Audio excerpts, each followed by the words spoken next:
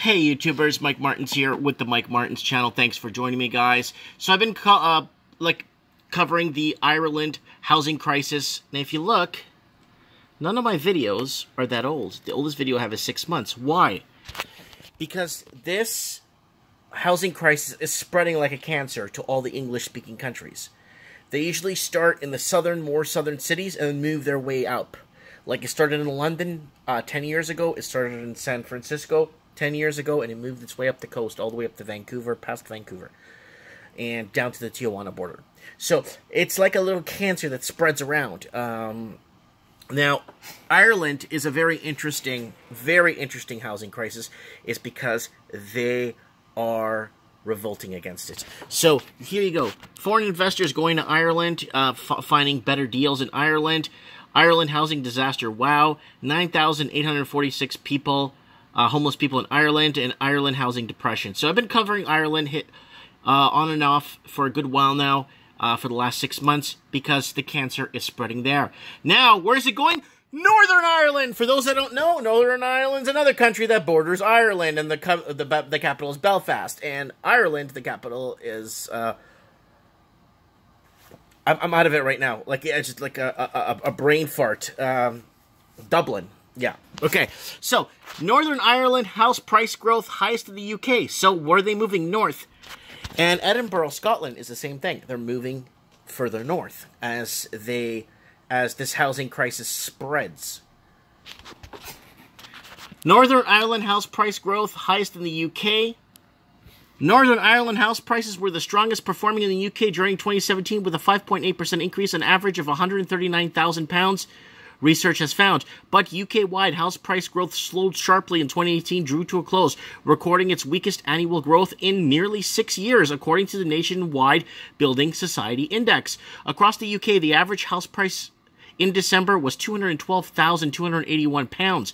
According to Nationwide survey, annual house price growth in the UK-wide slowed from 1.9% in November to 0.5% in December. The 0.5% increase in December was the weakest since February 2013.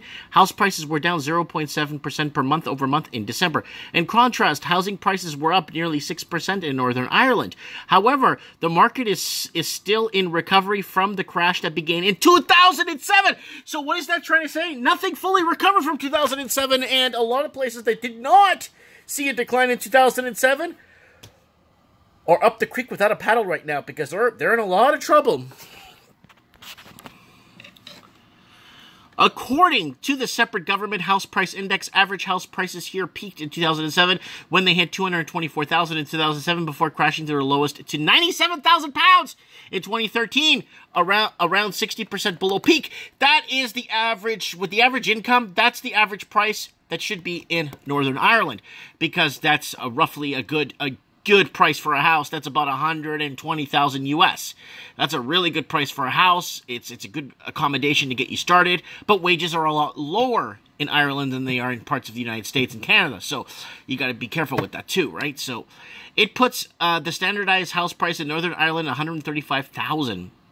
Thomas O'Doherty, a partner in the agency Simon Bryan, said nationwide survey findings reflect its experience in Northern Ireland in 4 offices around Belfast. We've probably had our busiest year from the first-time buyers, around 1 million or 2 million properties. That's a lot of properties, people.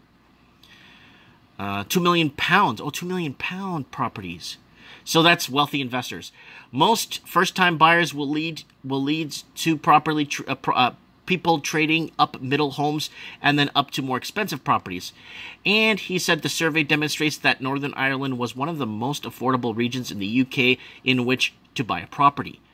Mr. O'Doherty said that he did not expect Brexit to impact the housing market's performance in Northern Ireland during 2019. There were a lot of talk of Brexit during the November and December that had to impact whatsoever on our sales. Of course it's not. Brexit is a scam. They're trying to push that on the London housing market right now that's failing 2 years straight in decline mode. Now they're going to go to interest-only mortgages, and now they're going to lower interest rates in the UK to try and help the ailing housing market in London, because affordability is not there. People can't secure financing. People aren't making enough money to live. When are they going to get that through their heads? There's an oversupply on the market, and people are getting ripped off. Meanwhile, London and some commuter belts areas surrounding the capital have seen house prices dip year on year. In London, the average house price in fourth quarter in 2018 was £466,000, 0.8% lower than the same period in 2017. The weakest performer regionally annual house price growth was the outer metropolitan area, which includes Reading, Slough, Windsor, and Maidenhead and Wokingham. House prices in the outer metropolitan area fell 1.4% annually in the fourth quarter 2018, reaching £356,000 on average. Northern Ireland was the strongest performer, with house prices in the fourth quarter up 2018 5.8% annually, of reach $139,000 on average, followed to the East Midlands and Wales, where house prices lifted 4% annually. That's from the Belfast Telegraph. Now, here we go, guys. So, the same thing like happened in Sydney. Okay, everyone left Sydney. A lot of people went to Tasmania. They went to Hobart. And they pushed the pricing up there and manipulated pricing up there because, and the same thing with me, I moved here to Merritt. I left the city of Vancouver. I'm not paying $2.5 million for a tear-down bungalow. So I took my stuff, sold my company down there at profit, and just moved up here and live a very retired, peaceful life with my family.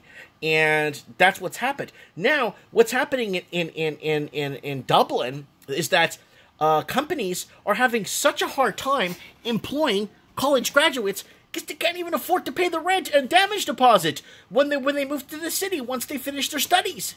So I read this article almost 8 months ago, and I started seeing this happening in Ireland big time because I started to see the flow of migration of foreign investing. Now, foreign investing, what's happened is left artificial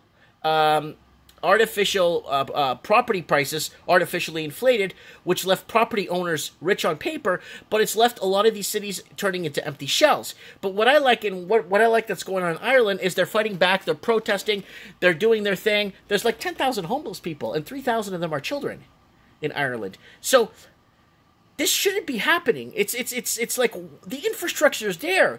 Why is this happening? Why are these, I guess, politicians, selling out to the highest bidders? Why? It's not going to help the country in the long run. It's actually going to put the country in poverty.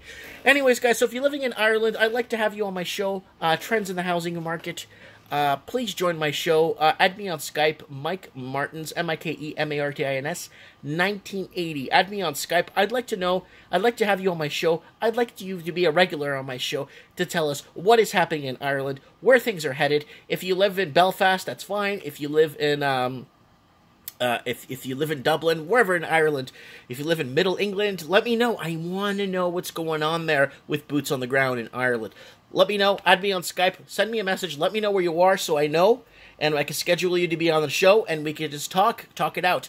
Thanks for watching, and don't forget to hit the subscribe button, and yeah, share this video, get it out there. Thanks for watching.